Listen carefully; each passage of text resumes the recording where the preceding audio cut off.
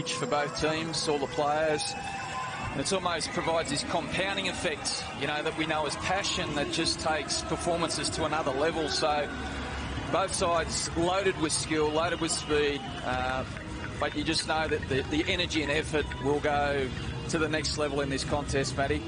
Some of the stories across the women's teams and the men to follow have been remarkable in the lengths that players have gone to be part of this week, to celebrate their heritage, their culture. And we stand by now for the pre-game ceremony, which will be a highlight before both games this evening.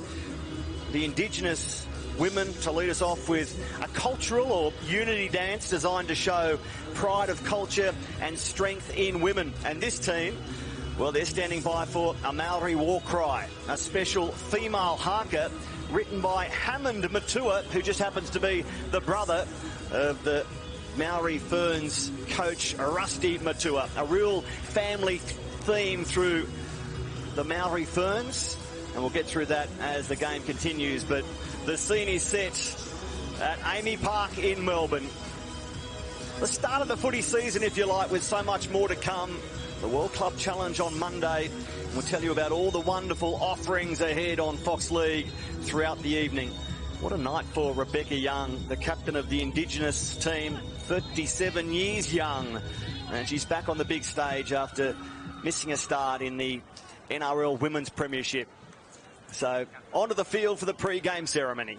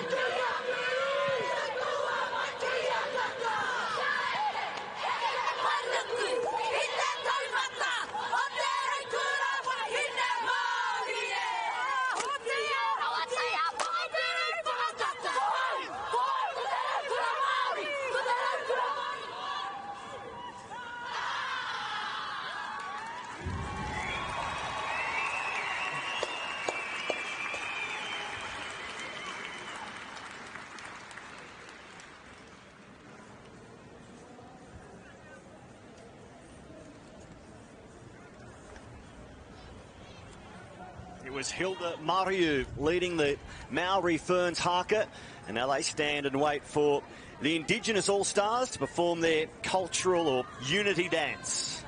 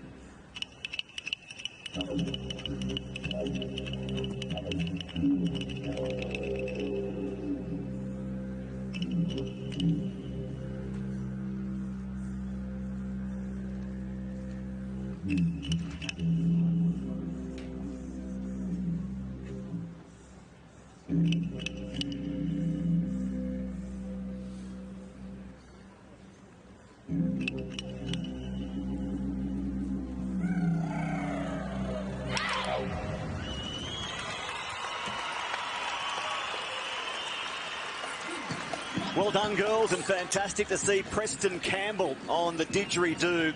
Ben Ikin, what a proud man he must be. This concept born out of his passion in 2010. Spent the morning with Preston Campbell, and this has almost been his life's work.